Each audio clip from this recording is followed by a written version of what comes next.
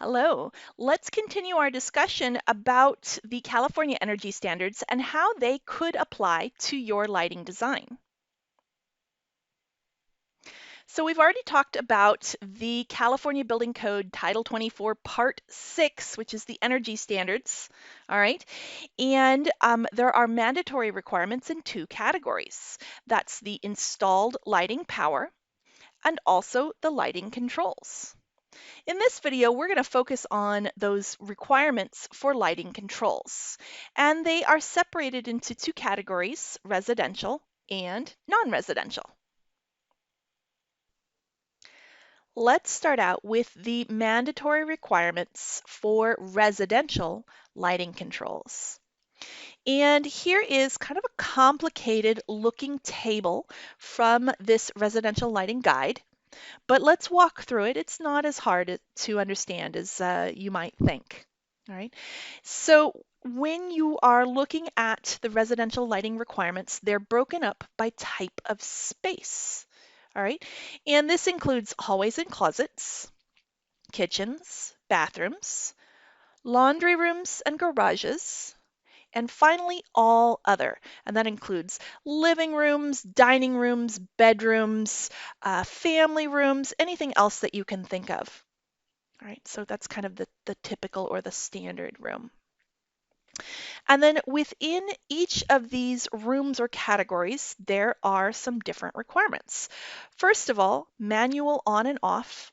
It's actually required for all spaces that your lights be controlled by a manual on and off. They can't just be, for example, controlled by an occupancy sensor.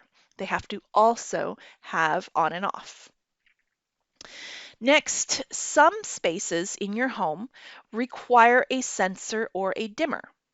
All right, let's take a look at that.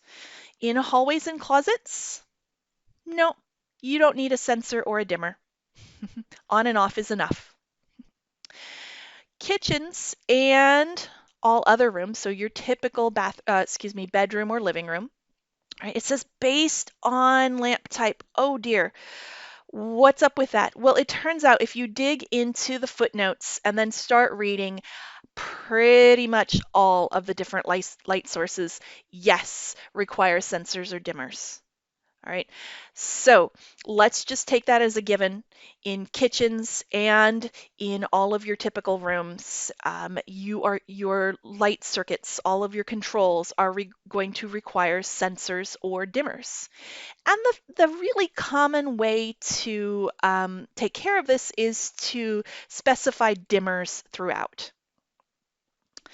Moving on to bathrooms, laundry rooms, and garages. All right, this is a little bit tricky one, and it says that at least one luminaire in each one of these spaces must be controlled by an occupancy or vacancy sensor. All right, and all of the others are going to have those dimmers that we just talked about. The next category, so we're going down the list here, is separate switching for exhaust fans. All right, and this applies no matter where your exhaust fan is. They have to be switched separately from the lighting. It's typically in a bathroom. You used to go in and turn on the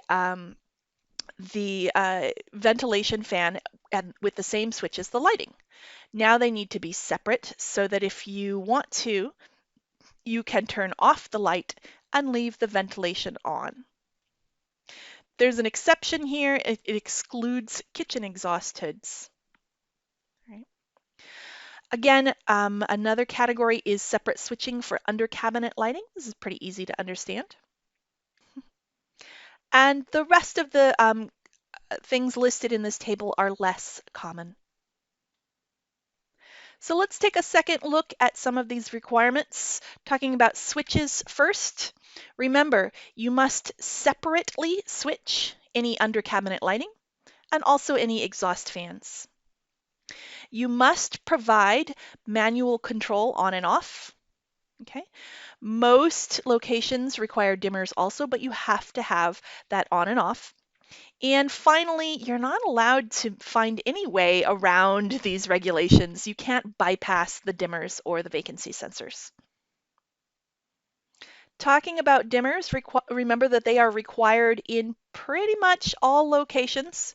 The exception was, where was it? Hallways and closets. All right. So dimmers require at least 65% power reduction, right, when they're in use. They also have to have a full off option. Dimmers have to provide a reduced flicker, and there is some technical requirements for that. And finally, they have to have three-way circuits. You have to be able to turn it on and you turn it off. And you have to be able to, when you dim a light circuit, all right, and then turn it off, you turn it on and it goes back to the same setting. Think about why that's important, because if you have someone have to continually turn the light down, eventually they just won't do it. All right, so this helps out by when you've found that right setting, it remembers it. Let's talk about those vacancy sensors. At least one vacancy sensor is required in every bathroom, utility room, and garage. All right, this is fairly new. Not in the last couple of years, but it's new enough that many homes were not built with this requirement. Vacancy sensors have to have a manual on and off. They have to have that auto off within 20 minutes, and they have to be manual on. No automatic on function is allowed. That would be an occupancy sensor instead. While we're talking about California Title 24 and residential projects, I want to draw your eye to a resource here in the Residential Lighting Guide. It's at kind of the back end of the pamphlet, and it's called Lighting in Practice. It's got a great example of a lighting plan and a lighting schedule. So be sure to take a look at that when you get a chance. All right, everybody, we just took an in-depth look at the California energy standards and the mandatory requirements for lighting controls in residential projects. Next, we'll take a look at non-residential projects. Thanks, everyone.